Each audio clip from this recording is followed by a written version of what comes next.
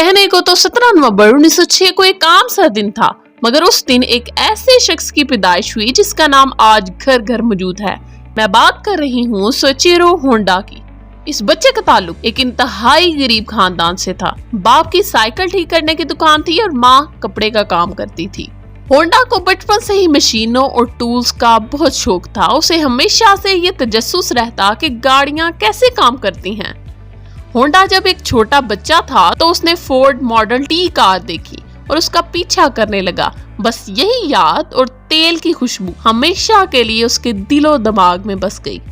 उसी दौरान होंडा अपना ज्यादातर वक्त अपने बाप की रिपेयर शॉप पर गुजारने लगा और यहाँ तक कि स्क्रैप से अपने खिलौने भी खुद बनाने लगा।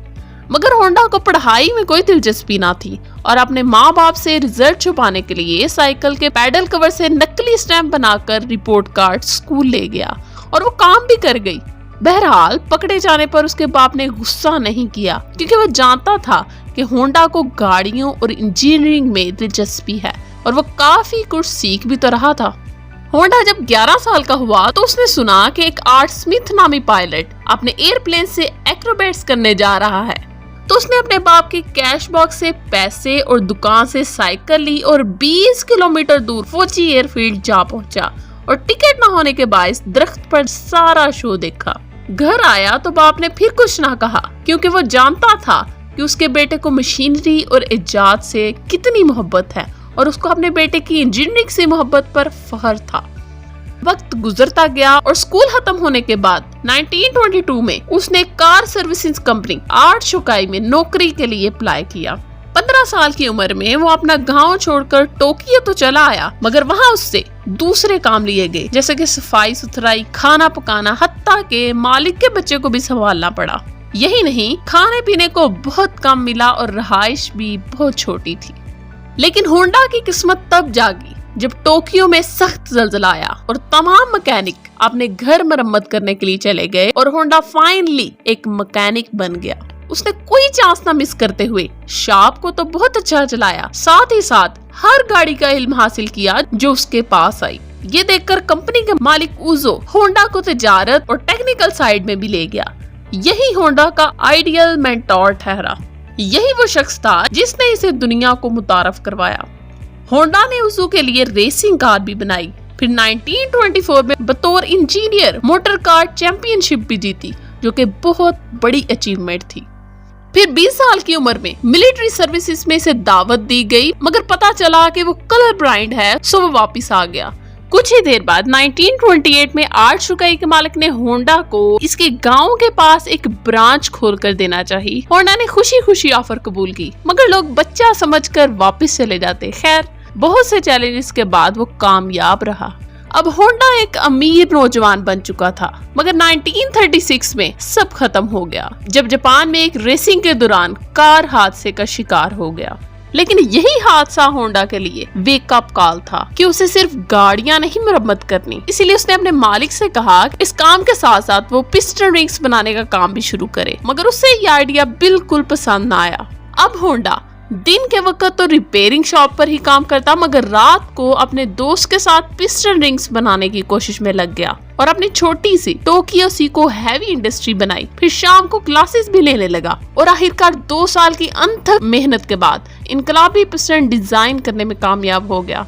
अब होंडा ने आर्ट शोकाई को छोड़ दिया और फाइनली अपना पिस्टन बना लिया और लकीली टोयोटा कंपनी की तरफ से पिस्टन बनाने का ऑर्डर भी मिल गया, मगर किस्मत ने साथ न दिया। जैसे कि हजारों में से सिर्फ 3 पिस्टन ही टोयोटा के मेयार पर उतर पाए, मगर होंडा पीछे नहीं हटा।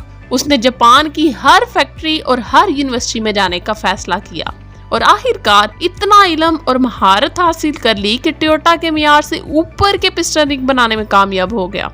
और अब मांग इतनी बढ़ गई कि उसे अपनी फैक्ट्रीज खोलनी पड़ी। लेकिन होंडा के साथ अब इतना बुरा हुआ कि वो फिर से जीरो हो गया। जैसा कि 1941 में जापान वर्ल्ड वॉर 2 में दाखिल हो गया। होंडा को सामान की किल्लत का सामना तो था ही, इसी के साथ उसकी एक फैक्ट्री पर बम गिर गया। किस्मत ने मजीद इम्तिहान लिया। एक और फैक्ट्री शदीद ज़ल्ज़ले की नजर हो गई। थक हार कर बचा कुचा सामान टोयोटा को बेच दिया। लेकिन फिर उसे एक आइडिया आया कि जंग के बायस तेल की बहुत किल्लत है, क्यों ना अपनी साइकिल के साथ एक छोटी सी मोटर लगा दूं اور وہ اتنا کامیاب رہا کہ پھر سے کاروبار میں داخل ہو گیا اور پھر 1946 میں ہونڈا ٹیکنیکل ریسرچ انسٹیٹیوٹ کھولا، اس رقم سے جو اس نے ٹویوٹا کمپنی کو مال بیچ کر وصول کی تھی۔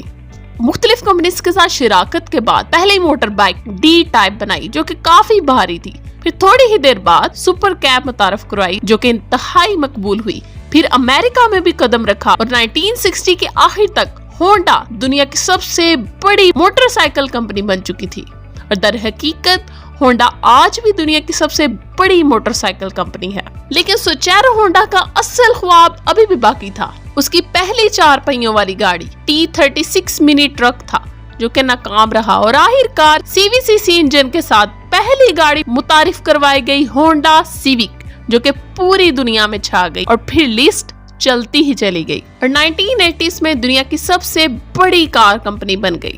یوں سوچیرو ہونڈا کا 2 پہیوں سے 4 پہیوں تک کا سفر شروع ہوا اور آخر کار جگر کی خرابی کے باعث 1991 میں وفات پا گیا۔ اس نے 150 سے زائد پیٹنٹ لکھے، اس کے 3 بیٹے تھے، مگر کسی کو وراثت میں کوئی کمپنی نہیں ملی کیونکہ ہونڈا اور باقی انویسٹرز میرٹ پر یقین رکھتے تھے، جس کی بدولت ہونڈا کمپنی آج بھی زندہ ہے اور جیٹس سے لے کر روبوٹس تک بنانے میں حصہ ڈال رہی ہے۔ مجھے امید ہے کہ یہ انفارمیٹیو ویڈیو بھی آپ کو بہت پسند آئی ہوگی، so like, comment and share before leaving. اللہ حافظ، پاکستان زندہ باد۔